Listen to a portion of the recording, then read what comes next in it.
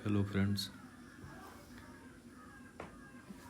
शुक्रवार का एनालिसिस तो बढ़िया चला। अगर आप लोग वीडियो देखते हैं तो आपको पता चला होगा।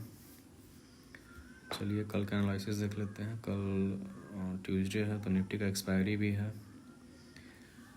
तो कल क्या हो सकता है मार्केट में, एक पॉसिबिलिटी तो ये लग रही है कि मार्केट कल गैप डाउन हो जाए इसके आसपास 23,850 के अराउंड।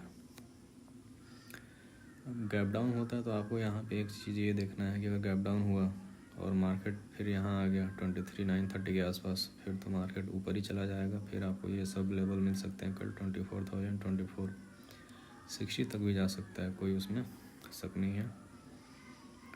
और दूसरा चीज़, अगर गैप डाउन होता है और गैप डाउन होने के बाद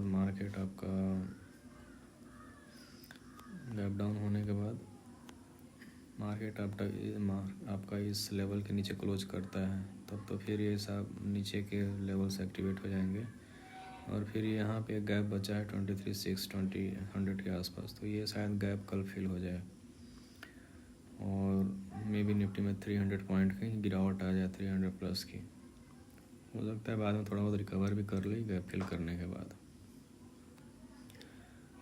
तो देखना यही है कि खुलता कहाँ पे है। अगर यहाँ खुला, इस रेंज में खुला, तो यहाँ से हो सकता है कि ऊपर चला जाए। अगर इसे 2930 के आसपास जाता है तो फिर मार्केट ऊपर ही चला जाएगा। अगर गैप डाउन खुला और इसके नीचे खुला 23,800 के नीचे, फिर तो नीचे के सारे टारगेट ओपन हो जाएंगे।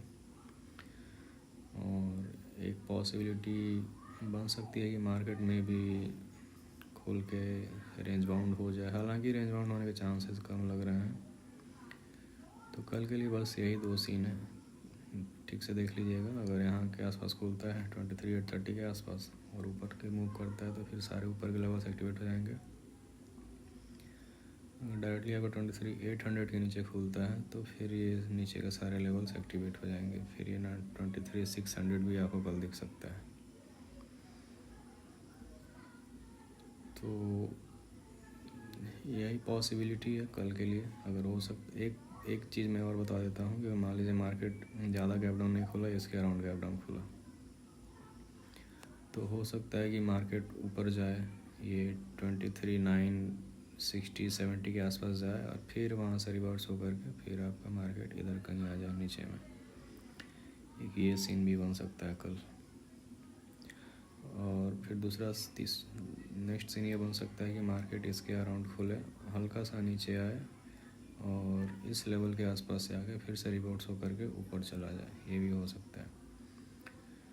तो चांसेस ज़्यादा होने के ये हैं कि ऊपर तो जाने के चांसेस कम लग रहे हैं, लेकिन फिर भी ये मैंने कंडीशन आपको बता दिया है, 4 पॉसिबल केसेस, इसको आप देख लीजिएगा। चलिए साथ साथ मैं आज पहली बार बिटकॉइन का भी एनालिसिस कर देता हूँ।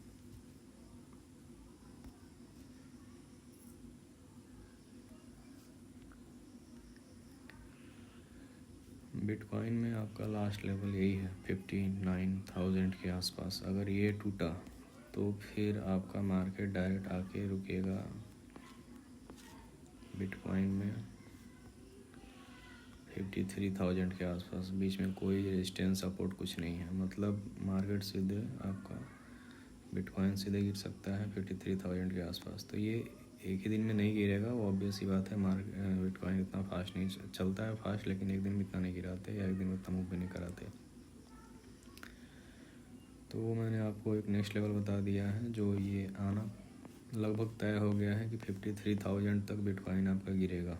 53,000 तक बिटकॉइन को गिरना ही गिरना है फिलहाल, ये आने वाले 10 से 7-8 दिन में जब भी गिरे, लेकिन यहाँ तक आना ही आना है। हालांकि कल के लिए, आज के लिए मैं बता देता हूँ, कल आज के लिए एक वीक के लिए मार्केट इसके नीचे नहीं आएगा, आपका बिटकॉइन इसके नीचे नहीं आएगा 58,900 के नीचे। अगर ये बार बार रिट्रेस होता है, इधर कहीं आता है नीचे में, जैसे भी यहाँ इसके आसपास चल रहा है, बार बार रिट्रेस हो रहा है, इसके नीचे आता है, तो आप बाई कीजिए, बार बार बाई कीजिए। और कहाँ तक बाई करना है, तो ये 60,600 का लेवल है और फिर ये 61,600 का लेवल है। मतलब आपका बिटकॉइन यहाँ तक जाएगा, उसके बाद ही फिर वो नीचे के जो टारगेट मैंने बताया है वहाँ तक फिर जाएगा वापस। तो ये बिटकॉइन का एनालिसिस हो गया। कभी कभी मैं डाल दिया करूँगा ये भी। Let's see what happens tomorrow.